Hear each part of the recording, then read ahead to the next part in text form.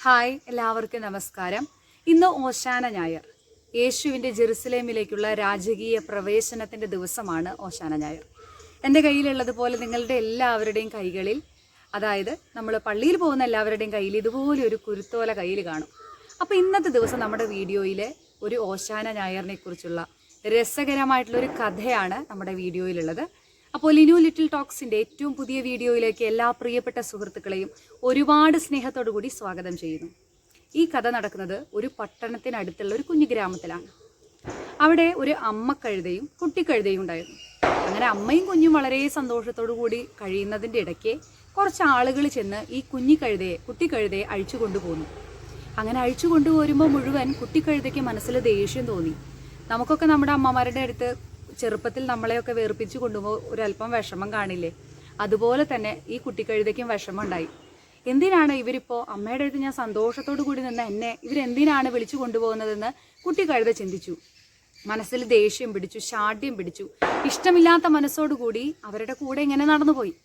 അങ്ങനെ നടന്നുപോയി അവരെ ആ കഴുതയും കൊണ്ടുപോയത് ഒരുപാട് ഭക്ഷണ സാധനങ്ങൾ ഒരുക്കി വെച്ചിട്ടുള്ള ഒരു കലവറയിലേക്കായിരുന്നു. കഴുതക്കുട്ടിക്ക് ഒരുപാട് സന്തോഷമായി.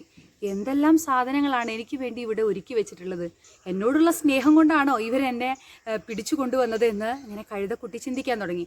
അപ്പോൾ ചെറുതായിട്ട് വിഷമൊക്കെ കഴുതക്കുട്ടിയുടെ മാറി. അങ്ങനെ ഒരുപാട് പുൽത്തകിടിയിൽ ഭക്ഷണം കഴിക്കാനായിട്ടുള്ള പുൽത്തകിടികളുടെ കെട്ടുകളൊക്കെ കിടക്കുന്നത് കണ്ട് കഴുതക്കുട്ടി തുള്ളിച്ചാടി. അങ്ങനെ വയറ് നിറച്ച് ഭക്ഷണം കഴിക്കാൻ തുടങ്ങി.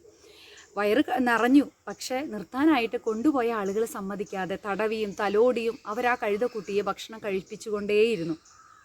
കഴുതക്കുട്ടിയും ഈ ഒരു ഭക്ഷണം സന്തോഷത്തോടു കൂടി ആസ്വദിച്ച് കഴിച്ചു. അതിനിടയ്ക്ക് കഴുതക്കുട്ടി ചിന്തിച്ചു, എന്തിനാണ് ഇത്രയധികം വാത്സല്യത്തോടു കൂടി ഇവരെനിക്കിങ്ങനെ ഭക്ഷണം നിർബന്ധിച്ചിട്ട് എന്നെ കൊണ്ട് ഇങ്ങനെ കഴിപ്പിക്കുന്നതെന്ന് കഴുതക്കുട്ടി ചിന്തിച്ചു. കുറച്ച് സമയങ്ങൾ കഴിഞ്ഞു. ഒരുപാട് മനോഹരമായിട്ട് അലങ്കരിച്ച നല്ലൊരു തുണി കൊണ്ടുവന്ന് കഴുതക്കുട്ടിയുടെ പുറത്തിട്ടു. അപ്പോൾ വിചാരിച്ചു, ഇവർക്ക് എന്നോട് ഇത്രയും സ്നേഹമുണ്ടോ? എന്നെ ഇവർ ഇത്രമാത്രം ഞാൻ വിലപ്പെട്ടവനാണോ എന്ന് ആ കഴുതക്കുട്ടി ചിന്തിച്ചു. അങ്ങനെ ആ തുണി വിരിച്ച് കുറച്ച് കഴിഞ്ഞപ്പോൾ അവരുടെ സംസാരത്തിൽ നിന്ന് കഴുതക്കുട്ടിക്ക് മനസ്സിലായി, ആരോ ഒരാൾ എൻ്റെ പുറത്ത് കയറി യാത്ര ചെയ്യാൻ വരികയാണ് എന്ന്. അങ്ങനെ കഴുതക്കുട്ടി ചിന്തിച്ചു, അത് ശരി, ഇപ്പം ആ ആളെ കൊണ്ടുപോകാനാണോ എന്നെ ഇങ്ങനെ വിളിച്ചു കൊണ്ടുവന്നത്? അപ്പോഴും കഴുതക്കുട്ടിയുടെ ചിന്ത തന്നിലുള്ള അലങ്കാരത്തിലായിരുന്നു. അപ്പോൾ കഴുതക്കുട്ടി വിചാരിച്ചു, അത് കയറ്റിയാലും ഞാനല്ലേ മികച്ച ആൾ, അതുകൊണ്ടാണല്ലോ എൻ്റെ പുറത്ത് ഇത്രയും വർണ്ണ കളറുകളുള്ള നല്ല തുണികളൊക്കെ വിരിക്കുന്നതെന്ന് വിചാരിച്ച് സന്തോഷത്തോടെ ഇരുന്ന് തിരിഞ്ഞു നോക്കുമ്പോൾ ഒരാളെ കണ്ടു. 30-33 വയസ്സ് പ്രായമുള്ള ചുറുചുറുക്കുള്ള മിടുക്കനായിട്ടുള്ള ഒരു യുവാവ്. കഴുതക്കുട്ടി നോക്കി, ഇത്രയും ചെറുപ്പക്കാരനായ ആളെയാണോ ഞാൻ എൻ്റെ പുറത്ത് കയറ്റിയിട്ട് നടത്തേണ്ടത്? ഇവരിത് എന്ത് വിഡിത്താണ് പറയുന്നത്? ഞാൻ വിചാരിച്ചു ചിലപ്പോൾ നടക്കാൻ കഴിയാത്ത ചില കുട്ടിയായിരിക്കാം, അല്ലെങ്കിൽ നടക്കാൻ സാധിക്കാത്ത പ്രായം ചെന്ന ആളാവാം എന്ന് ഞാൻ വിചാരിച്ചപ്പോൾ ഇത്രയും മിടുക്കനായിട്ടുള്ള ഒരാളെയാണോ എൻ്റെ പുറത്ത് കയറ്റുന്നതെന്ന് കഴുതക്കുട്ടി ചിന്തിച്ചു. എന്നിട്ട് കഴുതക്കുട്ടി അദ്ദേഹത്തിൻ്റെ മുഖത്തേക്ക് ഇങ്ങനെ നോക്കി. ഒരുപാട് വെളിച്ചം കൊണ്ട് മുഖം കൃത്യമായിട്ട് അങ്ങ് മനസ്സിലായില്ല. ഇനി ഇയാളുടെ ഭാരം മുഴുവൻ ഞാൻ വഹിച്ചു കഴിഞ്ഞു കഴിഞ്ഞാൽ ഞാൻ ഈ കഴിച്ച പുൽത്തകിടിയും ഭക്ഷണങ്ങളും മുഴുവനും പോരാതെയാവൂലോ എന്ന് കഴുതക്കുട്ടി ചിന്തിച്ചു. ആ യുവാവ് കഴുതക്കുട്ടിയുടെ പുറത്ത് കയറിയപ്പോഴോ ഒരു തൂവലിൻ്റെ കനം പോലുമില്ല. കഴുതക്കുട്ടിക്ക് ആശ്ചര്യമായി.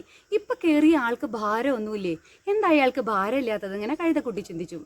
പക്ഷെ മുഖം വ്യക്തമായില്ല, കാരണം അത്രയേറെ പ്രകാശപൂർണമായിരുന്നു അദ്ദേഹത്തിൻ്റെ മുഖം.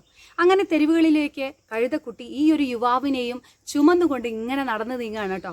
അപ്പം എല്ലാവരും കഴുതക്കുട്ടി വരുന്നത് കണ്ട് വഴി നീളെ നല്ല നല്ല പട്ടുവസ്ത്രങ്ങളൊക്കെ വിരിക്കാൻ തുടങ്ങി, പൂക്കൾ വാരി വിതറാൻ തുടങ്ങി. കഴുതക്കുട്ടിക്ക് സന്തോഷമായി. ഇത്ര ആളുകൾ ഈ നാട്ടിൽ എന്നെ സ്നേഹിക്കുന്നുണ്ടോ, ഇത്ര ആളും ചുറ്റുകളിൽ നിന്ന് എന്നെ ഇത്രമാത്രം ബഹുമാനിക്കുന്നുണ്ടോ എന്നൊക്കെ ഈ കഴുതക്കുട്ടി ചിന്തിച്ചു. അങ്ങനെ ഈ ഒരു വ്യക്തിയുമായിട്ട് മുന്നോട്ട് പോയി അദ്ദേഹം ഇറങ്ങിപ്പോയപ്പോൾ ഈ കഴുതക്കുട്ടിയെ വീണ്ടും തിരിച്ച് ആളുകൾ അമ്മയുടെ അടുത്ത് കൊണ്ടുവന്നെത്തി.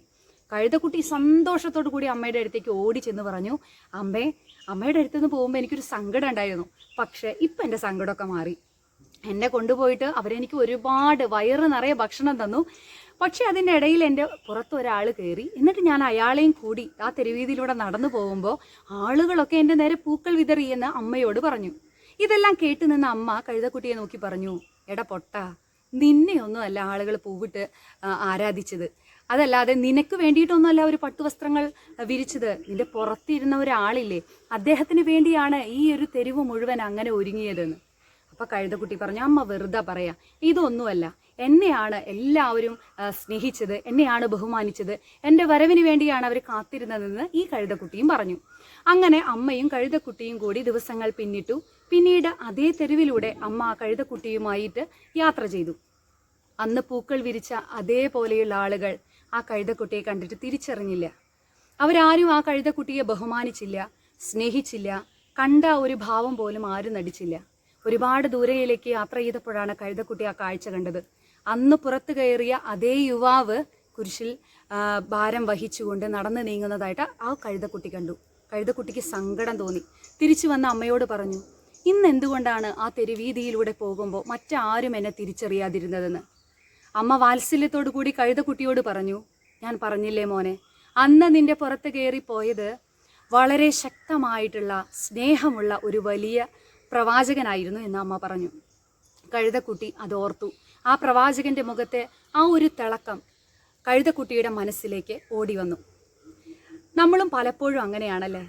ഈ ഒരു ഓശാന ഞായർ എന്നോടും നിങ്ങളോടും ഓർമ്മിപ്പിക്കുന്ന ഒരേ ഒരു കാര്യം ഇതേ ഉള്ളൂ.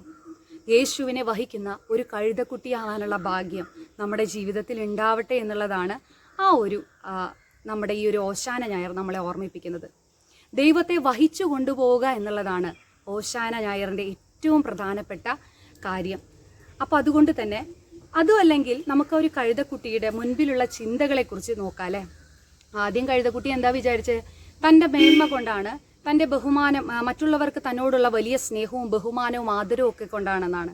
പക്ഷേ നമ്മുടെ ചുറ്റുമുള്ള ആളുകളെ ശ്രദ്ധിച്ചറിയാം അല്ലേ. നമ്മൾ പ്രസിഡന്റും സെക്രട്ടറിയും ട്രഷററും അധികാരത്തിന് വേണ്ടിയിട്ട് ഓടുന്നതിൻ്റെ ഇടയ്ക്ക് നമ്മൾ ഈ ഒരു കഴുതക്കുട്ടിയായിട്ടൊക്കെ ഇടയ്ക്ക് മാറും.